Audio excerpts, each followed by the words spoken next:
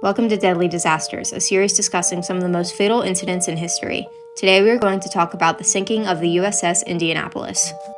The USS Indianapolis was a 9,800-ton Portland-class heavy cruiser built in Camden, New Jersey in November 1932. In the 30s, she cruised peacefully in the Atlantic and Pacific, hosting President Franklin D. Roosevelt on a voyage to South America in November and December 1936.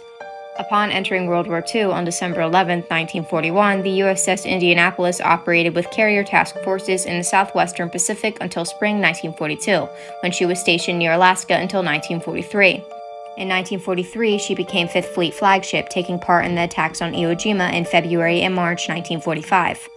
After being damaged by a plane on the 31st of March 1945, she had to be taken in for repair work.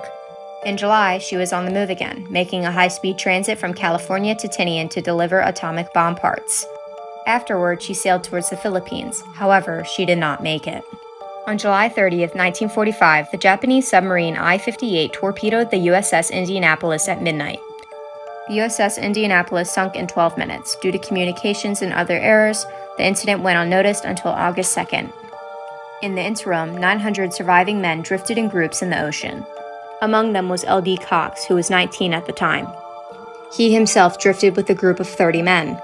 Hundreds of sharks from miles away came his way. According to Cox, quote, "They were continually there, mostly feeding off the dead bodies. But, even still, we were losing 3 or 4 men each night and day. Every few minutes, you'd see their fins. They would come up and bump you. You never knew when they would attack you," quote. Men would pound the water, kick, and yell when the sharks attacked, but the splashing and clouds of red would only attract more sharks. Sharks were not the only issue, though. Starvation, sun exposure, dehydration, and exhaustion took the lives of many.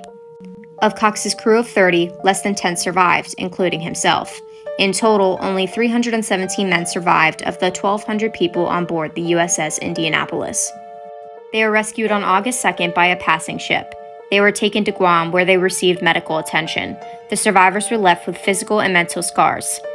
Decades after the incident, Cox gave an interview stating this, quote, "I dream every night. It may not be in the water, but I am frantically trying to find my buddies. That's part of the legacy. I have anxiety every day, especially at night, but I'm living with it, sleeping with it, and getting by."